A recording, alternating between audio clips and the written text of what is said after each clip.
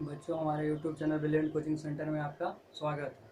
आप लोग के डिमांड के अनुसार आज हम मैथ पढ़ा रहे हैं और मैथ की पढ़ाई वहीं से होगी जहां तक हम लोगों ने अपनी क्लास में पढ़ रखा है। और जो अगला अध्याय स्टार्ट होना था आज आप देख सकते हैं। तो आगे हम लोग को पढ़ना है दो चर वाले रैखिक समीकरण। तो पहले जानते हैं कि रैखिक शब्द का अर्थ क्या होता है। तो देखिए, रैखिक शब्द का अर्थ क्या होता है। तो रैखिक शब्द का अर्थ चर का घात एक हो। जहाँ भी रैखिक लिखा हुआ रहे इसका मतलब क्या होगा कि चर का घात क्या होगा, तो एक होगा। जैसे देखिए, मान लीजिए यहाँ पर लिख दें एक्स प्लस बी बराबर 0। तो यहाँ पर चर कौन हो गया, एक्स हो गया। इसका घात हम क्या देख रहे हैं, एक देख रहे हैं। यह लिखा हुआ रहे 5x प्लस 2y प्लस 2 बराबर 0। तो यहाँ पर हम क्या देख रहे हैं कि चर का घात क्या है, चर कौन है, एक्स है। यहाँ चर कौन है, y है। इसका घात क्या है, एक है। तो जहाँ भी रैखिक शब्द लगा हुआ रहेगा इसका मतलब क्या होगा कि चर का घात एक होगा। अब उसके बाद देखिए, अब दो चर वाले रैखिक समीकरण किसे कहते हैं। तो दो चर का मतलब चर चर चर कितना होगा, चर दो होगा। तो देखिए, दो चर एक्स और वाई में रैखिक समीकरण का व्यापक रूप। रैखिक समीकरण को हम कैसे पहचानेंगे। तो देखिए, रैखिक समीकरण दो चर वाला रैखिक समीकरण जब भी रहेगा तो इस फॉर्म में रहेगा, a x plus b y plus c बराबर 0 होता है। अब यहाँ इस दो चर वाले रैखिक समीकरण में एक ही चीज ध्यान देना है कि यहाँ जो है आपको ए और बी दोनों का मान शून्य नहीं होना चाहिए। अब देखिए, यहाँ ए बी और सी क्या है, जहाँ ए कॉमा बी कॉमा सी वास्तविक संख्याएं हैं। वास्तविक संख्याएं हैं। वास्तविक संख्या हम लोगों ने पहले पढ़ रखा है, और जिससे वास्तविक संख्या। अब अगर हम चले तो यहाँ पर देखें, यहाँ पर पहले 5 लगा हुआ है कि 5 क्या हो गया, ये आपको वास्तविक संख्या हो गया। कि 5 जो आपको हो गया ये आपको वास्तविक संख्या हो गया। ये होता है वास्तविक संख्या। तो कहता है कि ए कॉमा बी कॉमा सी वास्तविक संख्याएं हैं और ए एवं बी दोनों शून्य नहीं है। तो दो चर वाले रैखिक समीकरण को अगर इस रूप में रैखिक समीकरण होगा तो उसको हम दो चर वाला रैखिक समीकरण कहेंगे। जैसे अगर लिख दें 5x प्लस 2y प्लस 5 बराबर 0, तो ये दो चर वाला रैखिक समीकरण होगा। या फिर ये ऐसे भी लिखा हुआ आपको मिल जाएगा 5x प्लस 2y बराबर -5। ये भी आपको क्या है, दो चर वाला रैखिक समीकरण होगा। देखिए, दो चर का मतलब एक चरी एक चरी एक चरी एक चरी। यहाँ तक आप लोग समझ गए। अब इसके आगे देखते हैं।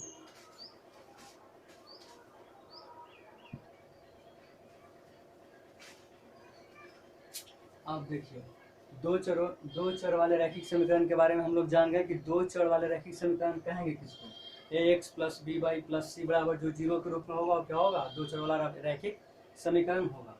अब कहता है क्या कि दो चरों में रैखिक समीकरण युग्म। युग्म का मतलब होता है पेयर, और युग्म का मतलब होता है पेयर, और पेयर मीन्स जोड़ा। जहाँ भी समीकरण होगा जहाँ युग्म लिखेगा वहाँ जोड़ा होगा। जोड़ा मीन्स दो होता है।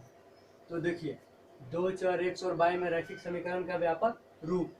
तो देखिए, यहाँ पर दो समीकरण आपको दिख रहा है। एक आपको दिख रहा है a1x plus b1y plus c1 equal to 0, और दूसरा दिख रहा है a2x plus b2y plus c2 बराबर 0। जहाँ फिर वही है, इसके पहले समीकरण में भी हम आप लोग को बताए कि जहाँ क्या है, a1 हो गया, b1 हो गया, c1 हो गया, a2 हो गया, b2 हो गया, c2 हो गया, ये सभी क्या है, रियल नंबर है, सभी वास्तविक संख्याएं हैं। और क्या कहता है कि a1 के स्क्वायर प्लस b1 के स्क्वायर इक्वल टू नोट 0। इसका कहने का यही मतलब है कि एक साथ जो है सो a और a1 b1 0 नहीं होना चाहिए, या एक साथ a2 b2 0 नहीं होना चाहिए। अगर एक साथ 0 हो जाएगा तो समीकरण रद्द हो जाएगा। तो यही जो अगर दो समीकरण दिए हुए रहे एक साथ, उसी को हम क्या कहेंगे, अगर दो चर के साथ दो समीकरण एक साथ दिए हुए रहे उसी को हम क्या कहेंगे कि उसी को हम कहेंगे कि दो चरों में रैखिक समीकरण का युग्म।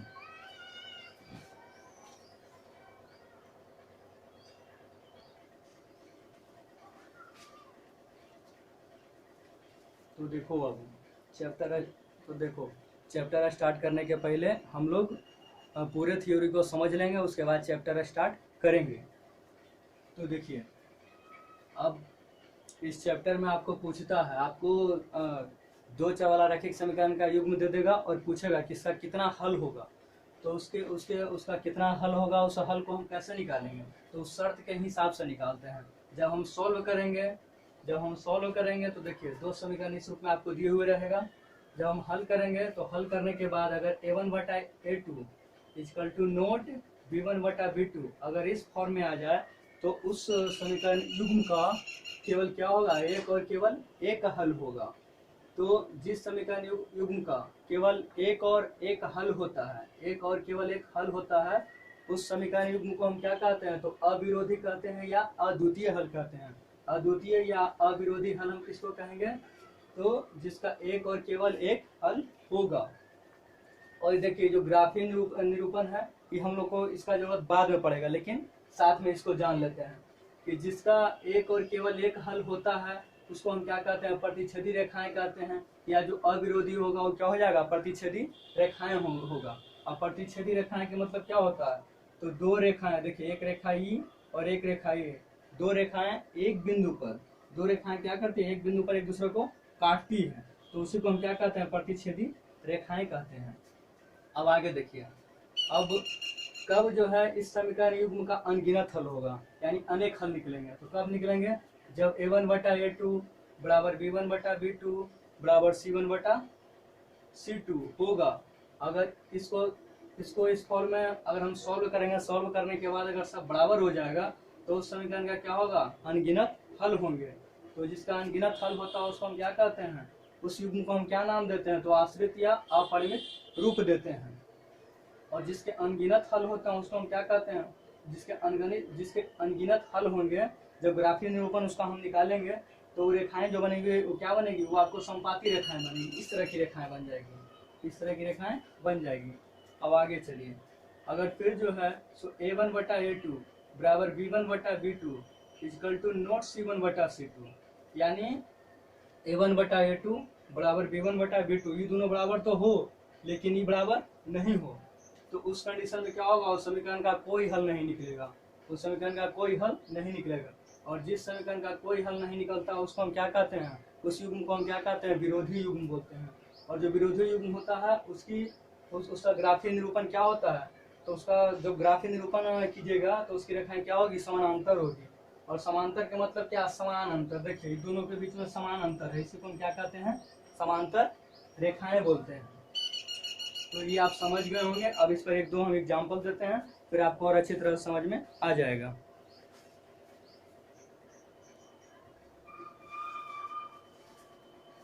तो चलिए हम देखते हैं क्वेश्चन क्या कर रहा है कि युगपत समीकरण इतना और इतना के कितने हल होंगे, आपको बताना है कि इतना और इतना के कितने हल होंगे। तो इसका कितना हल होगा, इसी हल को निकालने के लिए हम लोग इसका प्रयोग करते हैं। यानी सबको हम क्या करेंगे, इसमें हम क्या करेंगे, इसमें a1 कौन है, a2 कौन है, उसको हम डिनोट कर देंगे। तो देखिए इसमें देखिए इसमें क्या कहता है, सबको हम बटा के रूप में लाएंगे। तो देखिए a1 कौन हो जाएगा, 2 हो जाएगा, a2 कौन हो जाएगा, e हो जाएगा। इसलिए देखिए सॉल्यूशन, इसको हम लिख सकते हैं 2x प्लस 3y, इसको इधर लेके आएंगे तो -8 बराबर 0। फिर दूसरा हम लिख सकते हैं 4x प्लस 6y -7 बराबर 0।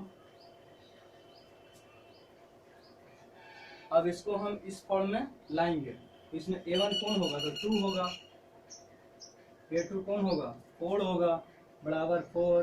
फिर बराबर लिख देंगे b1/b2, b1 कौन हो जाएगा 3/6 बराबर c1 कौन हो जाएगा -8 और c2 कौन हो जाएगा -7, -8/-7। तो देखिए अगर कट रहा है तो काट देंगे, 2 दूना के 4, 3 दूना के 6, नहीं कटेगा, यानी क्या हो जाएगा 1/2 equal to 1/2 equal to minus minus cancel हो जाएगा 8/7 हो जाएगा। तो देखिए जब भी आपको हल करना हो, इस तरह से क्वेश्चन हल करना हो, तो हम सबको a1/a2 बराबर b1/b2 बराबर c1/c2 के फॉर्म में लिखते हैं। और लिखने के बाद इसको हम काट के देखेंगे, कटेगा तो ठीक है, नहीं कटेगा तो फिर हम मिला लेंगे। तो यहाँ पर कट रहा है तो हम देख रहे हैं क्या कि 1/2 बराबर 1/2 तो हो रहा है, लेकिन ई जो है इसके बराबर नहीं हो रहा है। तो यहाँ पर क्या लग जाएगा, ई नोट लग जाएगा। अब इसमें हम मिलाएंगे कि इस तीनों में कौन में जो है सो लास्ट नोट लगा हुआ है। तो यहाँ पर हम देख रहे हैं कि a1/a2 बराबर b1/b2 equal to note c1/c2। ये जो है आपको इस तीसरा वाला समीकरण, इस समीकरण को फॉलो कर रहा है। तो इस समीकरण के बारे में इस समीकरण क्या बता रहा है कि अगर इस शर्त के रूप में किसी का मान निकले तो उसका क्या होगा, कोई हल नहीं होगा। तो हम लिख देंगे कोई हल नहीं होगा।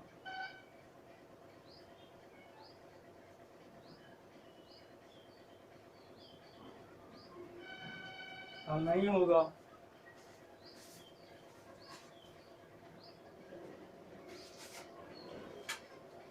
देखिए एक और एग्जांपल ले लेते हैं। आगे क्या करता है कि युगपत समीकरण इतना के कितने हल होंगे, तो कितने हल होंगे हमको किससे पता चलेगा। तो फिर हम शर्त लिखेंगे। अब शर्त में सबसे पहले हम क्या करते हैं, शर्त लिखते हैं। शर्त का मतलब कि a1/a2 बराबर b1/b2 बराबर c1/c2 के फॉर्म में लिखते हैं और देखते हैं कि बराबर होता है या फिर कोई एक दूसरा से बराबर नहीं होता, उस हिसाब से ही तय होता है। फिर इसको हम युग्म के रूप में लिख लेंगे x + 2y - 8 बराबर 0, 2x + 4y, इसको हम इधर लेके चलेंगे -16 बराबर 0। अब यहाँ पर फिर हम कर लेंगे a1/a2, इसके आगे कुछ नहीं है, जिसके आगे कुछ नहीं उसके आगे क्या होता है, एक होता है। a1 a2 क्या हो जाएगा, 2 हो जाएगा। तो हो जाएगा 1/2 बराबर b1/b2, b1 क्या हो गया 2/4 बराबर c1/c2। c1 कितना है -8, c2 कितना है -16। अब इसको हम देखेंगे सॉल्व करके। तो ये तो यहाँ ही कटेगा, 2 दूना के 4, माइनस माइनस प्लस, ये हो गया 4 से कट जाएगा, 8 दूना के 16। तो ये क्या हो जाएगा, या इसको हम लिख सकते हैं 1/2 बराबर 1/2 बराबर 1/2। जब इस युग्म को हम सॉल्व करते हैं तो हमको आ जाता है क्या 1/2 बराबर 1/2 बराबर 1/2। अब इस शर्त के अनुसार हम देखेंगे कि किस शर्त को ये फॉलो कर रहा है, किस शर्त का ही पालन कर रहा है। तो देखिए ई वाला शर्त का ही पालन कर रहा है। a1/a2 बराबर b1/b2 बराबर c1/c2। देखिए तीनों का मान बराबर आया, इसलिए इसको हम क्या कर सकते हैं कि इसका क्या होगा, अनगिनत हल होंगे। अगर इस शर्त का पालन करता है तो इसके लिए क्या बताता है कि हल क्या होगा, अनगिनत हल होंगे। तो हम लिख देंगे क्या कि अनगिनत हल होंगे।